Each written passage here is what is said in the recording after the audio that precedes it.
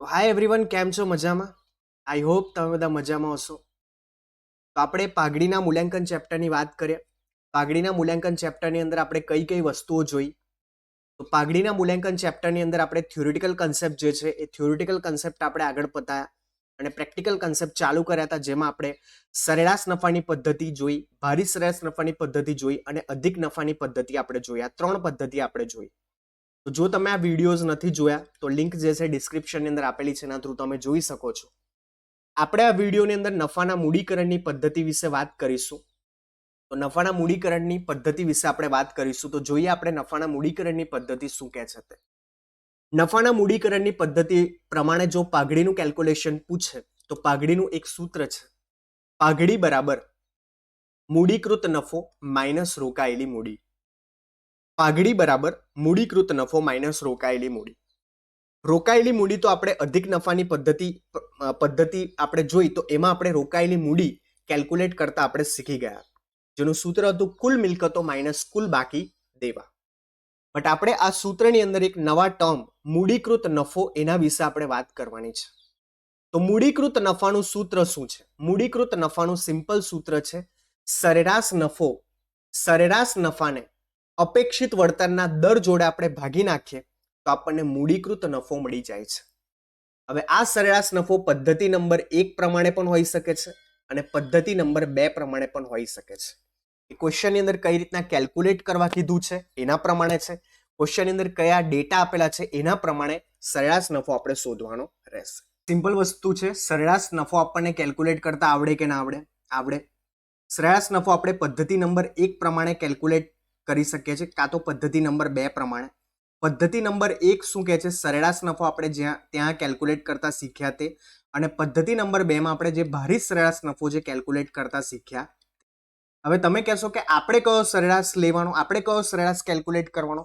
Simple વસ્તુ છે, question જે છે ક્વેશ્ચનની અંદર કહી દીધું હશે, બરાબર છે? ક્વેશ્ચનની અંદર કહી દીધું હશે. પણ જો ક્વેશ્ચનની અંદર કશું નથી કીધું તો આપણે ડેટાના આધારે નક્કી કરીશું. Data means what? જો મારો નફો કન્ટિન્યુઅસલી વધતો હશે, કન્ટિન્યુઅસલી ઘટતો હશે, તો પછી મેં ભારિત સરેરાશ યુઝ કરીશ, અને જો આવું કશું નહીં થતું હોય તો પછી મેં પદ્ધતિ નંબર 1 વાળો જે સરેરાશ જે છે એ મેં યુઝ કરીશ, બરાબર છે? તો સિમ્પલ આપણને સરેરાશ નફો કેલ્ક્યુલેટ કરતા આવડે કે ના આવડે? આવડે.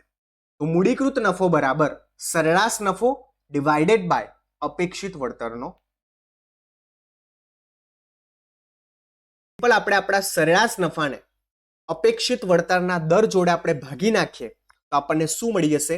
એક મૂડીકૃત નફો મળી જશે.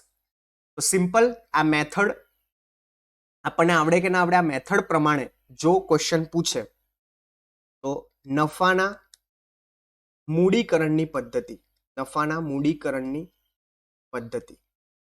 તો નફાના મૂડીકરણની પદ્ધતિ પ્રમાણે જો પાઘડી કેલ્ક્યુલેટ કરવા પૂછે તો પાઘડીનું એક સૂત્ર છે, પાઘડી બરાબર મૂડીકૃત નફો માઇનસ રોકાયેલી મૂડી. બરાબર છે?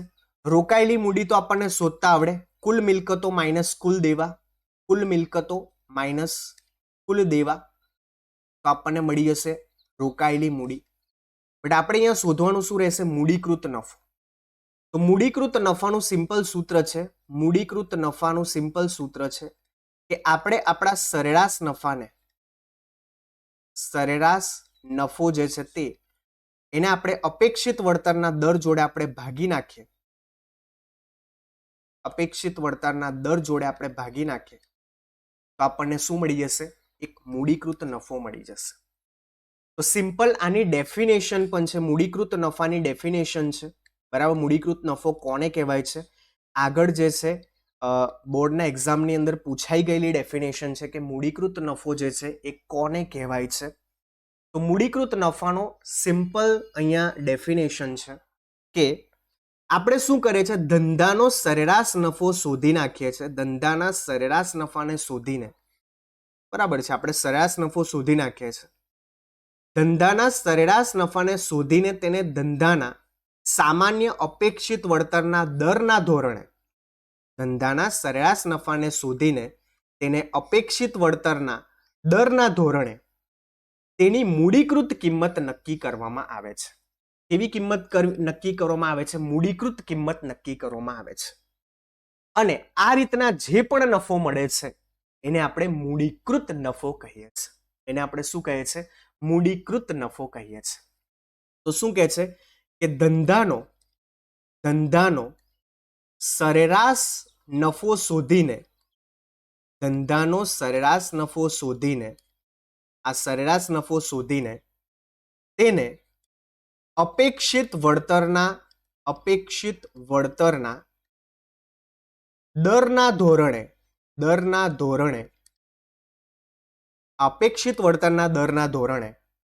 તેની મૂડીકૃત કિંમત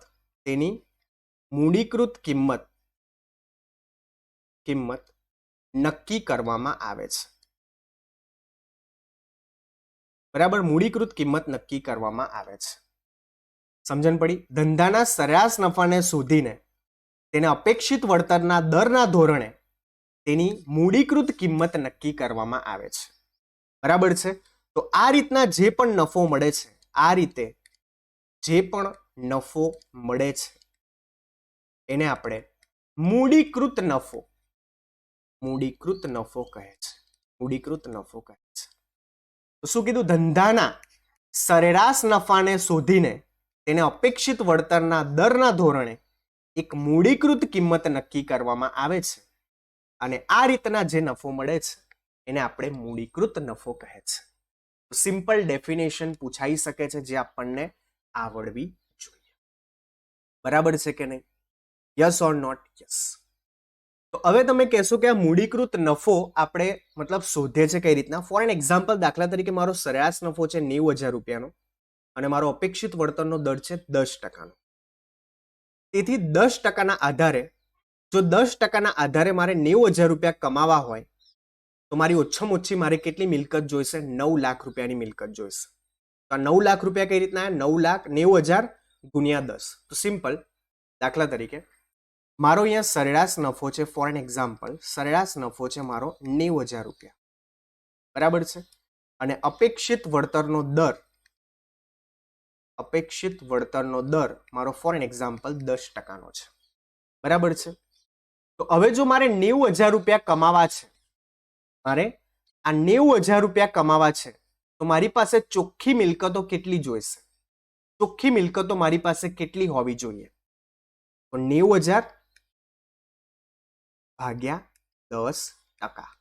તો મારી પાસે ચોખ્ખી મિલકતો કેટલી હોવી જોઈએ? 9 લાખ રૂપિયાની મારી પાસે ચોખ્ખી મિલકતો. સિમ્પલ વસ્તુ ખબર પડી કે નહીં? બરાબર છે કે નહીં? હવે આગળ શું કહે છે કે જો પાઘડીનો જવાબ મારો 0 આવે ને અથવા માઇનસમાં આવે તો ધંધામાં પાઘડી નથી એવું કહેવાશે. જો મારો પાઘડીનો જવાબ 0 આવે કે માઇનસમાં આવે તો આપણે એવું કહી શકીએ છીએ કે ધંધામાં પાઘડી નથી. બરાબર છે કે નહીં? તો હવે આપણે આ જે મૂડીકરણની પદ્ધતિ જે છે, નફાના મૂડીકરણની પદ્ધતિ જે છે એના વિશે આપણે સમરાઇઝ કરીએ. તો નફાના મૂડીકરણની પદ્ધતિ પ્રમાણે જો ક્વેશ્ચન પૂછાય તો આપણે કઈ રીતના એને સોલ્વ કરીશું? બરાબર છે. તો પહેલા તો આપણને પાઘડીનું સૂત્ર આવડવું જોઈએ. પાઘડી બરાબર મૂડીકૃત નફો માઇનસ રોકાયેલી મૂડી. બરાબર છે. આ આપણને આવડવું જોઈએ. હવે મૂડીકૃત નફો આપણે કઈ રીતના શોધીશું? મૂડીકૃત નફાનું સૂત્ર છે સરેરાશ નફો ડિવાઇડેડ બાય અપેક્ષિત વળતરનો દર પર્સન્ટેજમાં. બરાબર છે.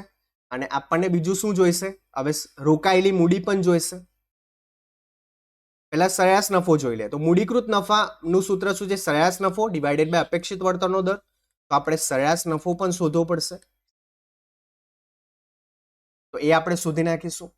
અપેક્ષિત વળતરનો દર તો ક્વેશ્ચનની અંદર આપી જ દીધો હશે. એન્ડ પછી આપણે શું શોધવાનું રહેશે? રોકાયેલી મૂડી શોધવાની રહેશે. બરાબર. રોકાયેલી મૂડીનું સૂત્ર શું છે? કુલ મિલકતો માઇનસ કુલ બાકી દેવા. કુલ બાકી દેવા. તો આપણને શું મળી જશે? અહીંયા રોકાયેલી મૂડી મળી જશે. સિમ્પલ આપણે અહીંયા સ્ટેપ યાદ રાખવાના છે. સ્ટેપ પ્રમાણે જ આપણે એક્ઝામ્પલ જે છે એ સોલ્વ કરવાનો રહેશે. બરાબર છે? તો સ્ટેપ પહેલા એવું કહે છે કે જે આપણે અધિક નફાની પદ્ધતિમાં સ્ટેપ જોયા, અધિક નફાની પદ્ધતિમાં આપણો પહેલો સ્ટેપ શું હતો? આપણે શું કેલ્ક્યુલેટ કરવાનું હતું? રોકાયેલી મૂડી. એ રીતના અહીંયા પણ આપણે રોકાયેલી મૂડી પહેલા કેલ્ક્યુલેટ કરીશું. કારણ કે આપણને રોકાયેલી મૂડી મળશે તો આપણને બીજી બધી વસ્તુઓ મળી જશે. તો પહેલા આપણે રોકાયેલી મૂડી કેલ્ક્યુલેટ કરીશું.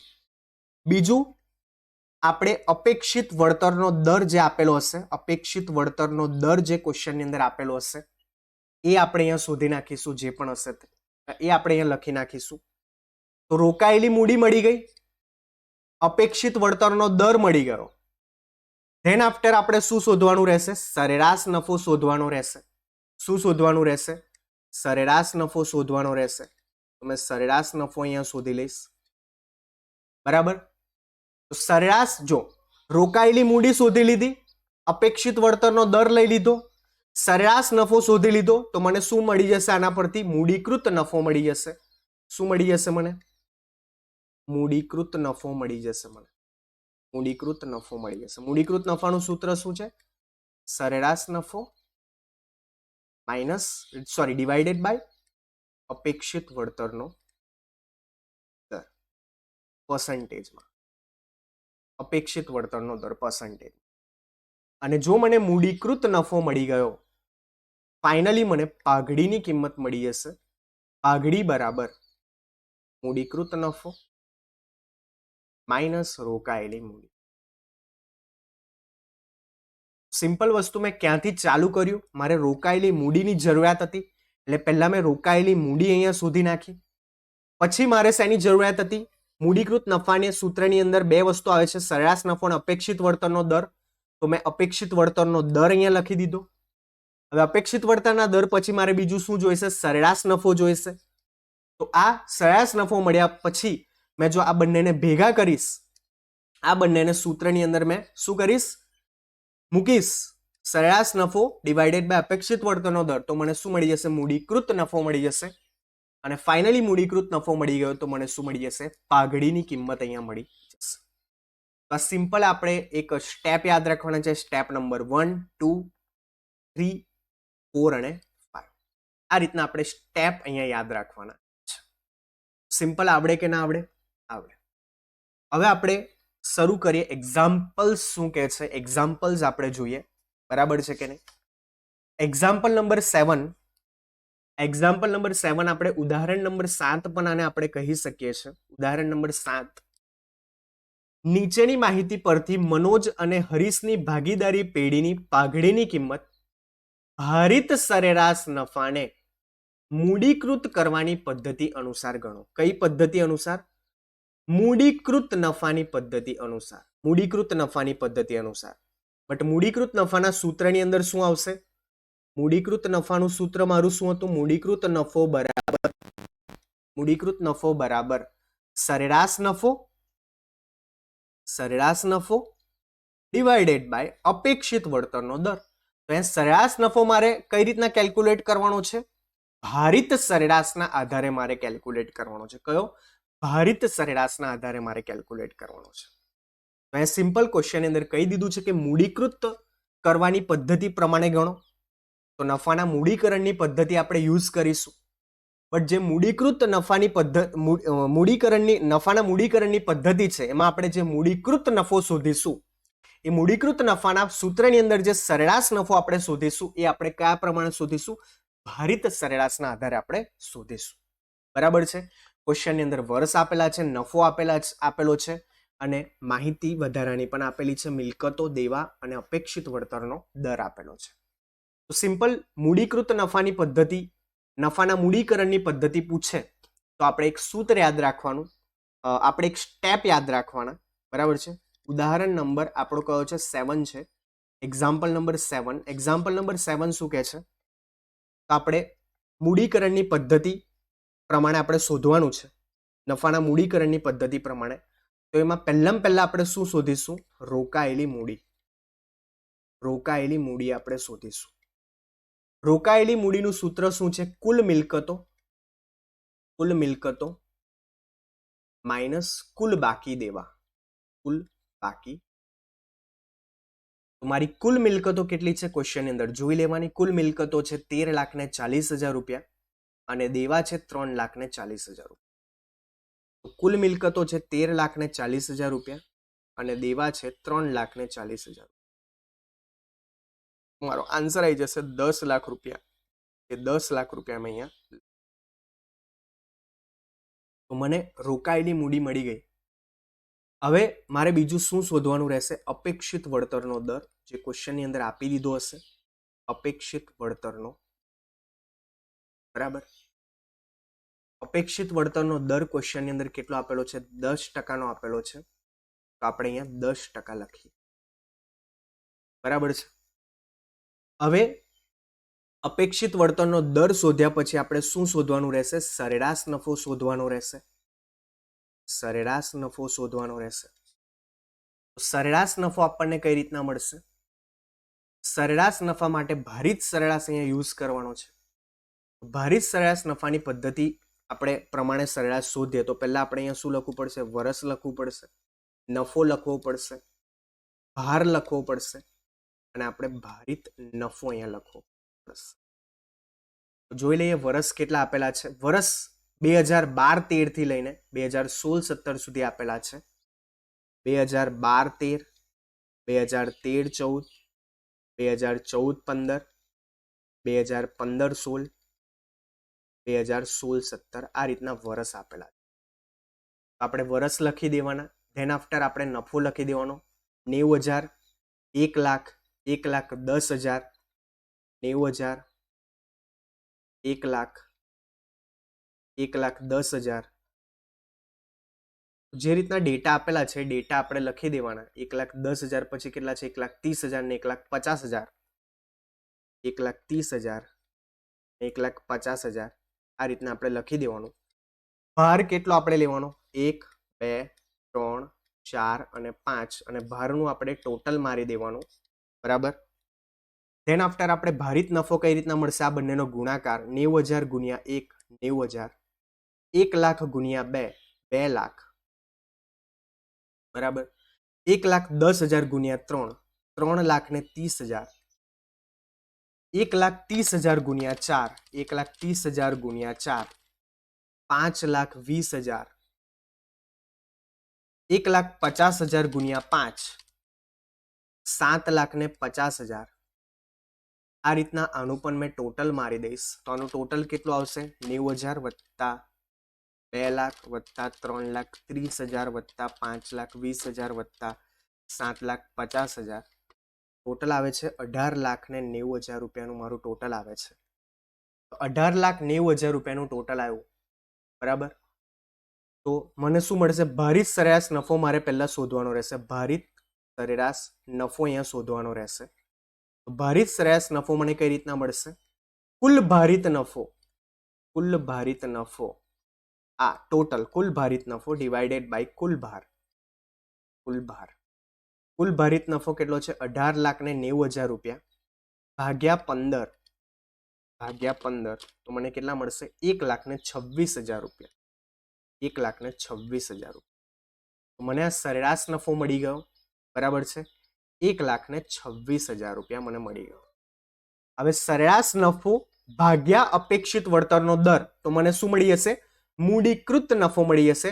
તો સ્ટેપ નંબર 4 મૂડીકૃત નફો.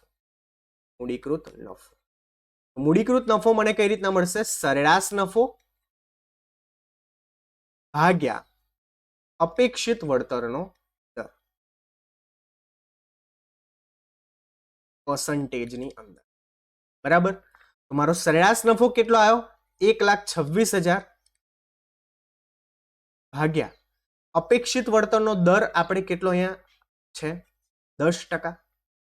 Divided by 10%. તો આપણને શું મળી હશે? 1,26,000 ભાગ્યા 10%. તો 12,60,000 રૂપિયા. આ મને શું મળી ગયો? મારો મૂડીકૃત નફો મળી ગયો 12,60,000 રૂપિયા, બરાબર. હવે મને પાંચમા સ્ટેપમાં શું મળશે? મૂડીકૃત નફો મળી ગયો. તો મારું પાઘડીનું સૂત્ર શું હતું? પાઘડીનું સૂત્ર મારું હતું મૂડીકૃત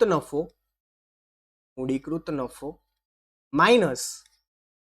માઇનસ રોકાયેલી મૂડી.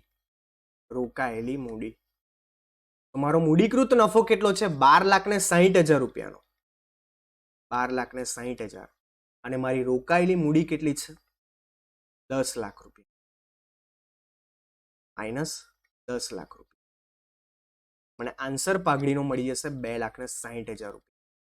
આ મારો શું આવી ગયો? પાઘડીનો આન્સર આવી ગયો. સિમ્પલ 5 સ્ટેપ આપણે યાદ રાખવાના છે. બરાબર છે? 5 સ્ટેપ પ્રમાણે જો આપણે કેલ્ક્યુલેટ કરીશું તો આપણો આન્સર અહીંયા આવી જશે. બરાબર છે? તો પહેલા આપણે શું શોધીશું? રોકાયેલી મૂડી. પછી આપણે અપેક્ષિત વળતરનો દર શોધીશું. પછી આપણે સરેરાશ નફો શોધીશું. અને પછી સરેરાશ નફો અને અપેક્ષિત વળતરના દરના આધારે આપણે મૂડીકૃત નફો શોધીશું. અને મૂડીકૃત નફો મળી જશે તો આપણે સિમ્પલી પાઘડી કેલ્ક્યુલેટ કરી નાખીશું. સમજણ પડી કે નહીં? આવડે કે ના આવડે? આવડે. બરાબર. તો આ મેથડ હતી નફાના મૂડીકરણની પદ્ધતિ. હવે નફાના મૂડીકરણની પદ્ધતિની અંદર જ એક બીજી મેથડ છે. નફાના મૂડીકરણની જગ્યાએ શું કીધું છે? અધિક નફાના મૂડીકરણની પદ્ધતિ. શું કીધું છે? અધિક નફાના મૂડીકરણની પદ્ધતિ. હવે અધિક નફાના મૂડીકરણની પદ્ધતિ પ્રમાણે અધિક નફાના મૂડીકરણની પદ્ધતિ. તો જો ક્વેશ્ચનમાં અધિક નફાના મૂડીકરણની પદ્ધતિ પૂછે તો એનું પણ એક અલગ સૂત્ર છે. પાઘડી બરાબર સિમ્પલ અધિક નફાના મૂડીકરણની પદ્ધતિ છે તો અધિક નફો ડિવાઇડેડ બાય અપેક્ષિત વળતરનો. અધિક નફો ડિવાઇડેડ બાય અપેક્ષિત વળતરનો. બરાબર છે? આ સિમ્પલ સૂત્ર છે. અધિક નફો ડિવાઇડેડ બાય અપેક્ષિત વળતરનો દર. તો આપણને શું મળી હશે? પાઘડીની કિંમત આપણને મળી. બરાબર છે? અધિક નફો આપણે ઓલરેડી કેલ્ક્યુલેટ કરતા શીખ્યા આગળની પદ્ધતિમાં. અધિક નફાની પદ્ધતિમાં અધિક નફાનું સૂત્ર શું હતું? સરેરાશ નફો માઇનસ અપેક્ષિત નફો. તો આપણને અધિક નફો મળી જશે. બરાબર છે? અને અપેક્ષિત નફાનું પણ સૂત્ર આપણને ખબર હતી કે રોકાયેલી મૂડી ગુણ્યા અપેક્ષિત વળતરનો દર. તો આપણને પણ મળી જશે. તો જો ક્વેશ્ચનની અંદર અધિક નફાના મૂડીકરણની પદ્ધતિ પૂછી હોય તો સિમ્પલ પાઘડીનું સૂત્ર છે પાઘડી બરાબર અધિક નફો ડિવાઇડેડ બાય અપેક્ષિત વળતરનો દર. અને જો નફાના મૂડીકરણની પદ્ધતિ પૂછી હોય તો પાઘડી બરાબર મૂડીકૃત નફો માઇનસ રોકાયેલી મૂડી. બરાબર છે? તો ખાસ ધ્યાન રાખવાનું છે આની અંદર આપણે. બરાબર છે કે નહીં? તો અધિક નફાના મૂડીકરણની પદ્ધતિ પૂછે તો આપણને આવડવું અહીંયા જોઈએ. બરાબર છે કે નહીં? તો અધિક નફાના મૂડીકરણની પદ્ધતિ. અધિક નફાના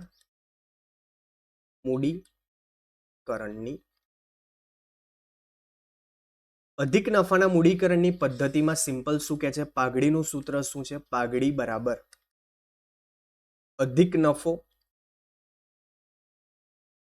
ભાગ્યા અપેક્ષિત વળતરનો દર પર્સન્ટેજની. અપેક્ષિત વળતરનો દર તો ક્વેશ્ચનમાં આપી દીધો હશે. આપણે શોધવાનું શું રહેશે? અધિક નફો. અધિક નફાનું પણ સૂત્ર આપણને ખબર છે કે સરેરાશ નફો માઇનસ અપેક્ષિત નફો. જે આપણે અધિક નફાની પદ્ધતિમાં જોયો તો આપણને અધિક નફો મળી જશે.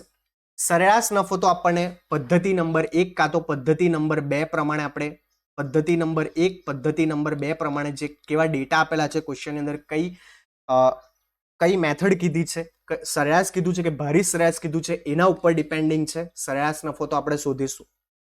પણ અપેક્ષિત નફાનું સૂત્ર શું છે? અપેક્ષિત નફાનું સૂત્ર સિમ્પલ છે કે રોકાયેલી મૂડી ગુણ્યા અપેક્ષિત વળતરનો દર. અપેક્ષિત વળતરનો દર. બરાબર છે? અને અપેક્ષિત વળતરનો દર તો ક્વેશ્ચનમાં આપી દીધો હશે તો આપણને જોઈશે શું? રોકાયેલી મૂડી જોઈશે. અને રોકાયેલી મૂડીનું સૂત્ર શું છે? કુલ મિલકતો કુલ મિલકતો માઇનસ કુલ બાકી દેવા, કુલ બાકી દેવા. બરાબર છે. તો આટલી વસ્તુ આપણે શોધીશું તો આપણને શું મળી જશે? પાઘડી મળી જશે. તો અહીંયા મારો બેઝ શેના પર રહેલો છે? રોકાયેલી મૂડી પર રહેલો છે. તો ક્વેશ્ચન અધિક નફાના મૂડીકરણની પદ્ધતિ પ્રમાણે પૂછે તો આપણે પહેલું શું શોધવાનું રહેશે? રોકાયેલી મૂડી શોધવાની રહેશે. એક સિક્વન્સ આપણે ફોલો કરવાનો, એ સિક્વન્સ પ્રમાણે આપણે દાખલો અહીંયા સોલ્વ કરવાનો. તો પહેલા આપણે શું શોધવાનું રહેશે? રોકાયેલી મૂડી. રોકાયેલી મૂડી આપણે અહીંયા શોધવાની રહેશે. તો પહેલું આપણે રોકાયેલી મૂડી શોધી નાખીશું. હવે રોકાયેલી મૂડી મળી ગઈ. બીજું આપણને શું જોઈએ છે? અપેક્ષિત વળતરનો દર. તો આપણને શું મળી જશે? અપેક્ષિત નફો મળી જશે. તો રોકાયેલી મૂડી મને મળી ગઈ. હવે મને બીજું શું જોઈએ? અપેક્ષિત વળતરનો દર. અપેક્ષિત વળતરનો દર. તો મને ફાઇનલી શું મળી જશે? અપેક્ષિત નફો મળી જશે. અપેક્ષિત નફો મારો કઈ રીતના આવશે? રોકાયેલી મૂડી, રોકાયેલી મૂડી ગુણ્યા અપેક્ષિત વળતરનો દર. અપેક્ષિત વળતરનો દર પર્સન્ટેજની અંદર. તો પહેલા રોકાયેલી મૂડી શોધી નાખી, પછી અપેક્ષિત વળતરનો દર લઈ લીધો. આ બંનેને સૂત્રમાં મૂકીશ તો મને અપેક્ષિત નફો મળી જશે. બરાબર છે. હવે મને અહીંયા અપેક્ષિત નફો મળી ગયો, બટ મારે શોધવાનું શું છે? સરેરાશ નફો. તો સરેરાશ નફો મેં ચોથા સ્ટેપમાં શોધી લઈશ. સરેરાશ નફો એ મેં શોધી લઈશ. હવે મને અપેક્ષિત નફો મળી ગયો, સરેરાશ નફો મળી ગયો, તો મને શું મળી જશે? અધિક નફો મળી જશે. અધિક નફો મને મળી જશે. અને અધિક નફાનું સૂત્ર શું છે? સરેરાશ નફો માઇનસ અપેક્ષિત નફો. બરાબર છે. અપેક્ષિત નફો.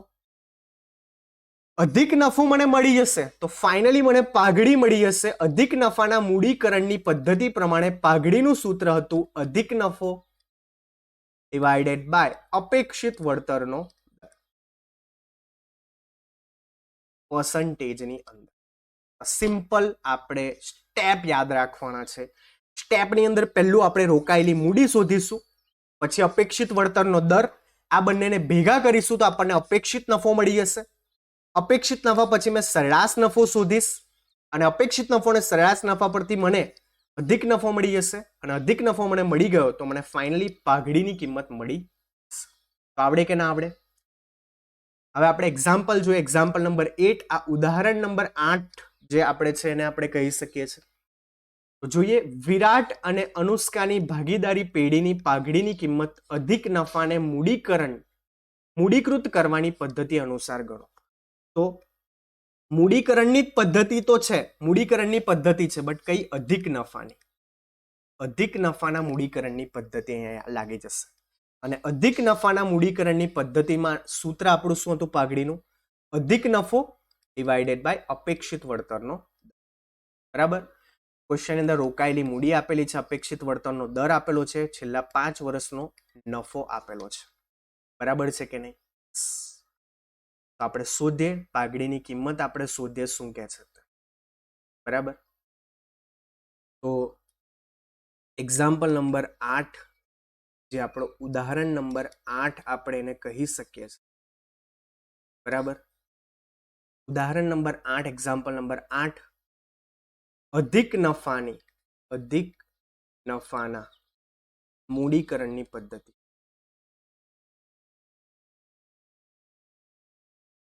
અધિક નફાના મૂડીકરણ. ક્વેશ્ચન અંદર કહી દીધું તું અધિક નફાના મૂડીકરણની પદ્ધતિ. બરાબર છે. અધિક નફાના મૂડીકરણની પદ્ધતિ પૂછે ક્વેશ્ચન અંદર તો પહેલું આપણે શું શોધીશું? રોકાયેલી મૂડી શોધીશું. રોકાયેલી મૂડીનું સૂત્ર સિમ્પલ શું છે? રોકાયેલી મૂડીનું સૂત્ર છે કુલ મિલકતો. કુલ મિલકતો માઇનસ કુલ બાકી દેવા. કુલ બાકી દેવા. કુલ મિલકતો મારી કેટલી છે? ક્વેશ્ચનની અંદર આપેલી છે, જોઈ લેવાની. કુલ મિલકતો કેટલી છે? ઓકે, ક્વેશ્ચનની અંદર તો ડાયરેક્ટ રોકાયેલી મૂડી જ આપી દીધી છે 7,80,000 રૂપિયા. તો ડાયરેક્ટ આપણે અહીંયા લખી દેવાનું 7,80,000 રૂપિયા રોકાયેલી મૂડી. બીજું શું કહે છે? અપેક્ષિત વળતરનો દર. અપેક્ષિત વળતરનો દર. અપેક્ષિત વળતરનો દર કેટલો છે? 12% છે. તો 12% આપણે અહીંયા લખી દેવાનો. 12%. ધેન આફ્ટર આપણે ત્રીજું શું શોધવાનું, આ બંનેને સૂત્રમાં મૂકીશું તો મને શું મળશે, અપેક્ષિત નફો મળશે. તો મારો અપેક્ષિત નફો મને કઈ રીતના મળશે, રોકાયેલી મૂડી ગુણ્યા અપેક્ષિત વળતરનો દર, અપેક્ષિત વળતરનો દર પર્સન્ટેજની અંદર. મારી રોકાયેલી મૂડી કેટલી છે, 7,80,000 રૂપિયાની. અપેક્ષિત વળતરનો દર કેટલો છે, 12%. 7,80,000 રૂપિયા ગુણ્યા 12%, 93,600 મારો અપેક્ષિત નફો આવે છે. અપેક્ષિત નફા પછી મારે શું શોધવાનું રહેશે, સરેરાશ નફો શોધવાનો રહેશે. સરેરાશ નફો કઈ મેથડ પ્રમાણે શોધવા કીધો છે જોઈ લઈએ. જો ક્વેશ્ચનની અંદર કશું કીધું નથી કે તમે ભારિત યુઝ કરો કે સાદો સરેરાશ યુઝ કરો, કશું ક્વેશ્ચનની અંદર કીધું નથી. તો ક્વેશ્ચનની અંદર કશું કીધું ન હોય તો આપણે ક્વેશ્ચનના ડેટા જોવાના અને ડેટાના આધારે આપણે નક્કી કરવાનું કે કઈ મેથડ આપણે યુઝ કરીશું. પદ્ધતિ નંબર 1 યુઝ કરીશું, પદ્ધતિ નંબર 2 યુઝ કરીશું. તો જોઈએ ડેટા કેવા આપેલા છે તે. જો ભારિત સરેરાશ શું કહે છે કે જો તમારો દર વર્ષે નફો વધતો હોય કન્ટિન્યુઅસલી, કાં તો દર વર્ષે તમારો નફો કન્ટિન્યુઅસલી ઘટતો હોય તો તમે ભારિત સરેરાશ યુઝ કરી શકો છો. જો ક્વેશ્ચનની અંદર કશું નથી કીધું તો. ક્વેશ્ચનની અંદર કશું નથી કીધું, આપણે જોઈએ ડેટા. શું આપણો દર વર્ષે નફો વધે છે? અહીંયા 2,70,000. પછી જો અહીંયા 2,70,000 થી ઘટી ગયો 2,40,000 થઈ ગયો, મતલબ દર વર્ષે આપણો નફો વધતો. શું દર વર્ષે મારો નફો ઘટે છે? 2 લાખ પછી તો 2,70,000 થયો, વધ્યો તો ઘટતો પણ નથી. તો મારો નફો કન્ટિન્યુઅસલી વધતો પણ નથી, કન્ટિન્યુઅસલી ઘટતો પણ નથી. તો ભારિત તો મેં યુઝ નહીં જ કરું, ભારિત તો મેં યુઝ નહીં કરું. મેં કયો યુઝ કરીશ? સાદો સરેરાશ યુઝ કરીશ. કયો યુઝ કરીશ? સાદો સરેરાશ. કારણ કે દર વર્ષે નફો વધતો પણ નથી, ઘટતો પણ નથી અને ક્વેશ્ચનની અંદર કશું કીધું પણ નથી એટલા માટે. બરાબર છે. તો જો 2 લાખ પછી 2,70,000 થયો, પછી ઘટી ગયો 2,40,000, પછી પાછો વધ્યો, પછી પાછો ઘટી ગયો, તો કન્ટિન્યુઅસલી વધ્યો. તો આપણે કઈ મેથડ યુઝ કરીશું? સાદો સરેરાશ આપણે યુઝ કરીશું. તો વર્ષ અને નફો આપણે જોઈ લઈએ અહીંયા. બરાબર. વર્ષ 2012-13 થી લઈને 2016-17 સુધી આપેલા છે. 2012-13 થી લઈને 2016-17 સુધી આપેલા છે. 2012-13, 2013-14, 14-15, 2015-16 અને 2016-17 આ રીતના આપણને નફો જોઈ લેવાનો. 2 લાખ, 2,70,000, 2,40,000, 2 લાખ, 2,70,000, 2,40,000, 2,50,000 અને 2,30,000. 2,50,000, 2,30,000. આનું આપણે ટોટલ મારી દેવાનું. ટોટલ નફાનું કેટલું થાય છે? 2 લાખ વત્તા 2,70,000 વત્તા 2,40,000 વત્તા 2,50,000 વત્તા 2,30,000, 11,90,000 રૂપિયાનું મારું ટોટલ થાય છે. સરેરાશ નફાનું સૂત્ર શું હતું? સરેરાશ નફો બરાબર મારો કુલ નફો ડિવાઇડેડ બાય કુલ વર્ષ જે આપ્યા છે તે. કુલ નફો મારો કેટલો છે? 11,90,000 રૂપિયા. કુલ વર્ષ મને કેટલા આપેલા છે? 1, 2, 3, 4 અને 5. 5 વર્ષ આપેલા છે. 11,90,000 ભાગ્યા 5. 11,90,000 ભાગ્યા 5. 2,38,000 રૂપિયા મારો આન્સર અહીંયા આવે છે. કેટલો આવે છે? 2,38,000 રૂપિયા અહીંયા મારો આન્સર આવે છે. મને સરેરાશ નફો મળી ગયો. બરાબર છે. સરેરાશ નફો મળી ગયો અને અપેક્ષિત નફો પણ મેં શોધેલો છે. તો આ બંને વસ્તુ પરથી મને શું મળી જશે? અધિક નફો પણ મળી જશે. અધિક નફાનું સૂત્ર શું છે? અધિક નફો બરાબર સરેરાશ નફાનો અપેક્ષિત નફા પરનો વધારો. સરેરાશ નફાનો અપેક્ષિત નફા પરનો વધારો. સરેરાશ નફો મારો કેટલો આવ્યો? 2,38,000. અપેક્ષિત નફો મારો કેટલો આવ્યો જોઈ લઈએ. ક્વેશ્ચનની અંદર કેટલો આવ્યો? 93,600. 93,600. 2,38,000 માઇનસ 93,600 1,44,400. તો અમારો અધિક નફો આવી ગયો 1,44,400. આ મારો અધિક નફો, આ મારો શું આવી ગયો? અધિક નફો આવી ગયો. સરેરાશ નફો મારો કેટલો હતો? 2,38,000. તો આપણે અહીંયા લખી દેવાનું. બરાબર. તો આપણને અધિક નફો મળી ગયો. ફાઇનલ સ્ટેપ, હવે છઠ્ઠો સ્ટેપ, પાઘડીનું સૂત્ર અહીંયા આવી જશે. પાઘડી બરાબર અધિક નફો ડિવાઇડેડ બાય અપેક્ષિત વળતરનો પર્સન્ટેજની અંદર લઈ લેવાનું. 1,44,400 ભાગ્યા અપેક્ષિત વળતરનો દર મારો કેટલો હતો? 12% હતો. તો એમાં 12% લખી દઈશ. મારો આન્સર કેટલો આવે છે? મારો આન્સર આવે છે 12,03,333. આટલો મારો આન્સર આવે છે. 12,03,333. જોઈ લે આટલો આન્સર આવે છે આપણો 12,03,333. સિમ્પલ મેં સ્ટેપ યાદ રાખ્યા. સ્ટેપ પ્રમાણે જ મેં ગયો. પહેલા રોકાયેલી મૂડી સુધી, પછી અપેક્ષિત વળતરનો દર.